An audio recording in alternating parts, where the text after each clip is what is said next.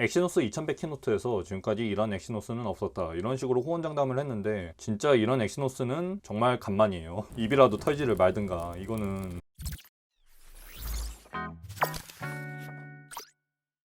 안녕하세요, 택배 뜯는 남자입니다. 오늘은 갤럭시 투고로 2박 3일 동안 아주 잠깐 사용해본 갤럭시 21 울트라를 써보고 느낀 점에 대해서 말씀드려보고자 합니다. 우선 제가 사용한 환경은 네트워크는 4G 플러스 와이파이 5, 디스플레이는 QHD 플러스의 120Hz, 그 다음에 제가 사용 중인 현재 기기는 갤럭시 노트 10이니까 비교 대상이 S20 시리즈가 아닌 엔지니어들이 흔히 설계하는 2년 설계 주기에 임박한 케이스라는 걸 이해하고 시청해 주셨으면 좋겠습니다. 그리고 3일간의 짧은 체험 기간이기 때문에 여러가지 면들을 모두 세세하게 짚기는 어려울 것 같습니다. 그 중에 첫 번째로는 배터리 사용 시간인데요. 방전부터 완충까지 딱 3번까지밖에 사용을 해보지 못했기 때문에 저는 대략적으로 한 5시간에서 7시간 정도의 화면 켜짐 시간을 유지를 할 수가 있었고요. 충전은 USB PD 25W로 5에서 50%까지는 39분, 50%부터 75%까지는 23분, 75%부터 100%까지는 31분이 소요됐습니다. 총 완충까지는 1시간 38분여 정도가 소요가 되었습니다. 5000mAh를 충전하는 시간치고는 나쁘지 않은 수준이라고 봐도 무방한데요. 카메라도 심층 깊게 살펴보지 못하는 점도 양해해 주셨으면 좋겠습니다. 다행히도 카메라 리뷰를 엄청나게 상세하게 해주신 리뷰어분이 계셔가지고 카메라에 대한 궁금증은 어느 정도 해결이 가능한데요. 요약을 하자면 12 프로랑 비슷한데 OIS는 아이폰이 낫고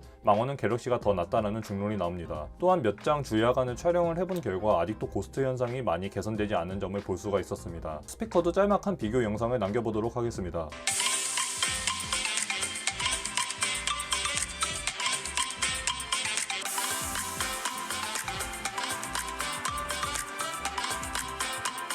원 UI 3.1에서 개선된 부분도 따로 짚어낼 만큼 기기를 만져보지 못했기 때문에 아쉬움으로 남지만은 짧은 기간 동안 느꼈던 각 요소들의 장단점에 따라서 설명해 드리도록 하겠습니다. 먼저 갤럭시 S21 울트라를 쓰면서 느꼈던 장점들에 대해서 말씀드려보고자 합니다. 첫 번째로 사용하면서 가장 만족스러웠던 점은 디스플레이였습니다. 6.8인치의 20대 9 비율의 WQHD 플러스 120Hz가 탑재된 디스플레이입니다. 갤럭시 S10 시리즈부터 시작된 거의 베젤리스와 펀치홀 카메라는 가끔 아이폰이 이뻐 보일 때가 있더라도 다시 갤럭시를 보면은 선녀같이 느껴지게 하는 마법을 가지고 있습니다. S20, 노트 20과 비교하면 외형적으로는 개선된 점이 없어 보이는 디스플레이지만은 실은 친형 유기재료인 M11이 들어가 있습니다. S20 시리즈, 심지어 여전히 M10 유기재료가 들어간 S21과 S21 플러스와 비교하면 확실히 뛰어나다는 것을 느낄 수가 있습니다. 물론 저는 노트 10과 비교했지만요. 그리고 120Hz 주사율은 노트 10과 아이폰의 60Hz 디스플레이를 만져보다가 이 제품을 만져보니까 정말 신세계를 느낄 수 있었습니다. 120Hz니까 당연히 반응 속도도 좋아져가지고 안 그래도 안드로이드가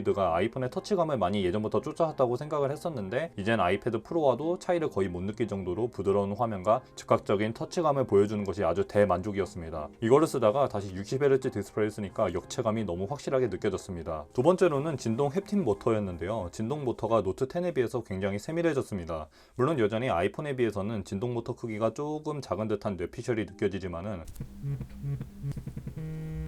노트 10 때도 이 정도면 많이 좋아졌다고 느꼈었는데 S21 울트라에서는 확연히 그 발전이 느껴졌습니다. 그리고 세 번째로는 어쨌든 좋아진 성능입니다. 당연히 시간이 2년이나 지났으니까 노트 10에 탑재된 엑시노스 9825보다는 좋아졌다는 게 앱 설치와 게임을 할 때 확연히 느껴졌고요. 안드로이드의 단점이 앱을 설치할 때 안드로이드 런타임을 사용하기 때문에 설치가 초기에 느리다는 단점이 있는데 이젠 다운로드가 끝나고 빠른 시간 내에 설치되는 게 느껴졌습니다. 제가 게임은 별로 하지 않지만은 당연히 성능도 뭐 늘 시간이 약이었죠. 당연히 노트 10보다는 좋을 수밖에. 자, 이제 단점에 대해서 하나하나 짚어보도록 하겠습니다. 실은 이게 메인 파트나 다름이 없다고 생각합니다. 단점의 첫 번째로는 발열, 스로틀링 현상입니다.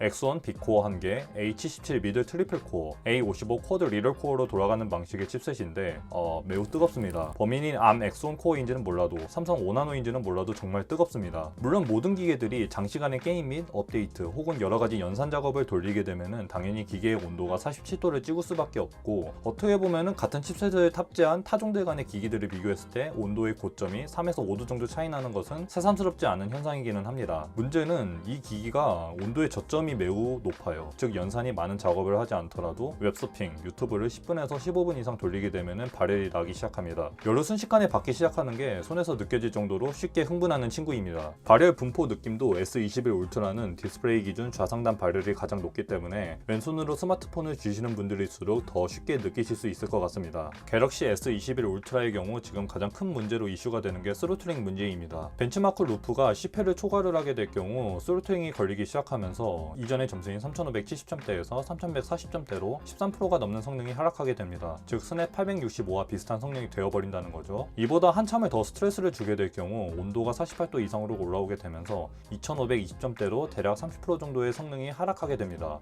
2년 전인 스냅 855와 비슷한 점수가 되어버린다는 거죠. 또한 고해상도인 카메라 작업을 할 때 발열 때문에 카메라 앱이 강제 종료되는 현상도 종종 보고가 되고 있습니다. 문제는 서비스 센터가 기계 발열에 대한 문제에 대해 굉장히 미흡하게 대처를 하고 있다는 점입니다. 이는 제가 S6 때도 서비스 센터와 실랑이를 온도 관련 문제로 벌여본 적이 있었고 그 관련 문제로 요즘 포럼에서도 여러가지 이슈들이 터져나온 것들을 목격을 할 수 있었습니다. 기기의 온도가 달아오는 과정이 매우 빠르기 때문에 이에 불편함을 가지고 교환 환불을 위해서 센터 방문을 하시고 테스트를 받으시는데 센터 방문하신 분들이 공통적으로 교환 환불을 위해서는 삼성의 자체 진단 프로그램으로 50도가 넘어야만 가능하다고 말씀하시고 있고 그래서 서드파티 앱으로 측정해서 50도가 넘더라도 삼성의 자체 진단 앱이 아니기 때문에 교환 환불을 해주지 않는다는 글들을 포럼에서 심심찮게 목격할 수 있었습니다. 문제는 왜 서드파티 앱으로 사용자들이 측정을 하냐? 삼성이 기본 진단 앱을 배포하지 않기 때문이죠. 물론 서드파티 앱에서 온도 측정 기준이 어느 정도 차이가 날 수는 있지만은 재미있는 점은 결국 측정하는 하드웨어 센서는 본인들의 제품이라는 점입니다. 자신 있으시면은 센터에서 쓰는 진단이나 모니터링 툴이 있는 거를 좀 손봐가지고 갤럭시 스토어에다가 내놓든가. S6 때도 한 차례 있었던 발열 이슈를 매끄럽게 대처하지 못한 것은 결국 삼성전자의 잘못입니다. 엑시노스 2100 키노트에서 지금까지 이런 엑시노스는 없었다 이런 식으로 호언장담을 했는데 진짜 이런 엑시노스는 정말 간만이에요. 입이라도 털지를 말든가. 이거는 제가 다른 기계는 몰라도 스마트폰만큼은 애플보다는 친삼성에 가까워요. 그런데도 불구하고 입을 턴 순간 쉴드가 안 되는 거는 본인들이 감수해야 될 업보라고 생각합니다. 두 번째로 느꼈던 단점은 다시 2018년도로 돌아갔나 싶을 정도로 다시 스마트폰들이 요즘 무거워지고 있죠. 올해도 다 200g을 넘는 무거운 무게들로 출시가 되고 있습니다. 제가 노트 10을 좋아했던 이유도 고작 무게가 168g이라는 점인데 그렇지만 아이폰 12 프로맥스도 그렇고 갤럭시 S21 울트라도 그렇고 227에서 8g의 무게는 좀 지나치게 무겁습니다. 갤럭시 21 플러스도 딱 200g? 이마저도 가벼운 무게는 아닐 뿐인더러 디스플레이도 0.1인치 정도 작고 카메라의 모듈의 차이가 엄청난다지만은 28g의 차이는 되게 엄청나게 육중하게 작용할 것 같고요. 당연히 이 제품이 라이트한 용도의 스마트폰이 아니니까 어느 정도 이해는 하는 부분입니다. 세 번째로 느꼈던 단점은 카메라 프레임 관련 파지 문제였습니다. 보시다시피 카메라 부분이 측면의 프레임과 결합된 디자인을 띠고 있는데 S21, S21 플러스는 어쩔지는 모르겠지만은 S21 울트라의 경우 카메라 프레임이 상당히 커다랗기 때문에 바지를 쥐었을 때 굉장히 손에 걸리적거리게 됩니다. 심지어 이 카메라 프레임 사출 부분을 굉장히 날카롭게 처리를 했어요. 카메라가 구매 요소에서 많은 부분을 차지하고 있기 때문에 카메라를 줄이라 이런 이상한 소리는 하지는 않겠지만은 카메라 프레임 끝 사출 부분을 조금 더 라운딩 처리를 했으면 좋지 않았을까 생각이 듭니다. 네 번째로 아쉬웠던 점은 마이크로 SD 확장이 안 되고 256기가 용량 단일화로 나왔다는 것입니다. 지금 시대에서는 애플이 하면 몰라도 갤럭시는 어지간하면 기본 용량이 128, 256기가이고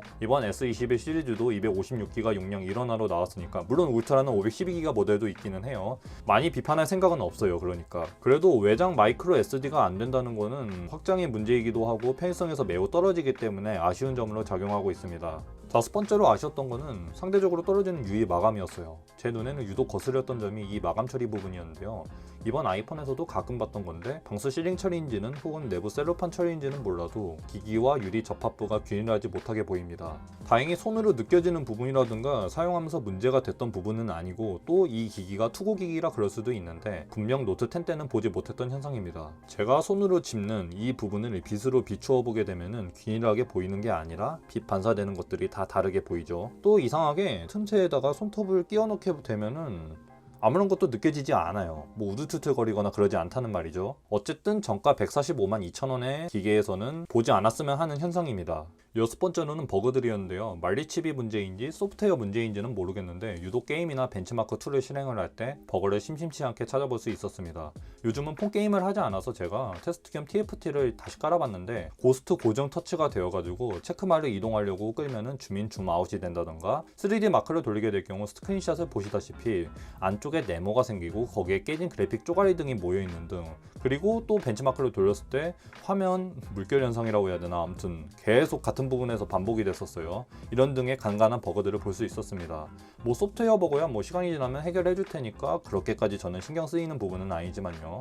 이제 2박 3일이라는 아주 짧은 기간 동안 사용한 결론을 내보도록 하겠습니다. 아까 처음에 말씀드린 대로 저는 노트 10을 현재 사용 중이고, 보통 2세대 차이가 나는 기기면은 교체 대상으로 지정되는 기계예요. 당연히 2세대 차이가 나니까 저는 S21 울트라를 보면은 어지간하면 바꾸고 싶어지는 것이 정상이죠. 하지만 저는 노트 10에서 S21로 바꾸고 싶은 마음이 2박 3일 동안 S21 울트라를 쓰면서 디스플레이를 터치할 때 빼고는 단 한 번도 느껴지지 않았어요. 오히려 이 제품을 보면서 아이폰 12가 아주 잠깐 끌리거나, 나올지 안 나올지 모르고 나온다면 AMD의 베가 그래픽이 탑재된 노트 21, 아니면 아이폰 13을 기다리거나, 근데 애플마저 별로다, 그러면 노트 10으로 1년 더 존버를 해보자 라는 생각만 강해졌습니다. 분명 나쁜 스마트폰은 아닙니다. 스마트폰 중에 최고의 액정과 탑급의 카메라, 그래도 여러가지 것들이 잘 어우러지고 버무려진 거는 느껴지는데, 그러기에 플래그십에서는 단점 하나하나가 굉장히 모난 것처럼 느껴질 수가 있죠. 대표적으로 노트 10 때는 스피커 이슈가 나왔었습니다. 근데 이번에 S21 울트라에서는 무려 제품의 핵심인 칩셋 발열 이슈가 터져 나왔죠. 거기에 더해서 서비스 센터에서도 지금까지 미온적인 대처를 보인다면은 답은 단 하나겠죠. 존버입니다. 구독과 좋아요는 제게 가장 큰 모티베이션이 되며, 모르는 점 있으시면 댓글 달아주시길 바랍니다. 오늘도 시청해주셔서 감사합니다.